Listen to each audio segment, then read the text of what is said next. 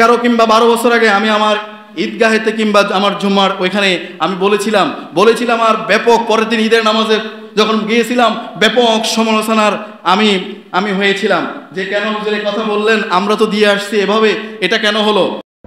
5,000 দিল, ছোটটা 7,000 দিল, মিলাই দিলাই তারপরে এক নামে বা মার নামে কিংবা বাবার নামে তাদের পক্ষ থেকে কোরবানি দিলেন। অথচ আপনাদের উপরে কোরবানি কি ছিল? ওয়াজিব ছিল।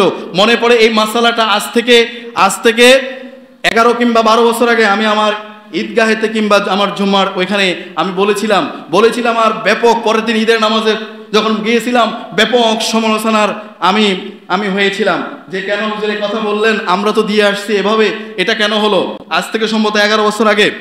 তো সেখানে আমি ঈদের আগের জুম্মায় এই কথা বলেছিলাম, তারপরে তো সব এলাকার ভিতরে এক ব্যাপকভাবে এটা নিয়ে আলোচনা সমালোচনার জন্ম হলো যে আমরা তো এভাবে দিয়ে আসছি, আমাদের ছেলেরা বিদেশ থেকে টাকা দেয় আর বলে যে বাবার নামে দিলাম, আরেক বছর টাকা দেয় বলে যে এবার মায়ের নামে দিলাম।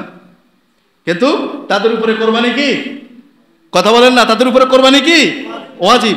এখন তিনাদের পক্ষ থেকে যার উপর কোরবানি ওয়াজিব তার পক্ষ থেকে না দিয়ে বাবার পক্ষ থেকে মায়ের পক্ষ থেকে দিলে কি হবে?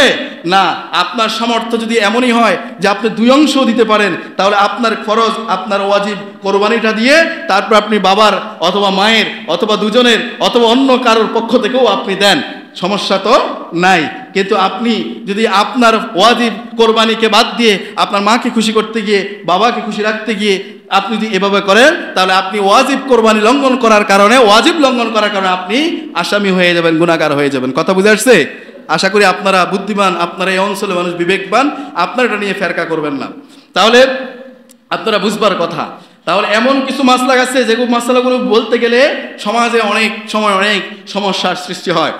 তো এটা জানতে চেয়েছিলেন, সেজন্য বললাম, এর সংশ্লিষ্ট এই কথাগুলো এসেছে, এজন্য বলে ফেললাম। আল্লাহ তাআলা আমাদেরকে বুঝবার তৌফিক দান করুক, বলে আমিন।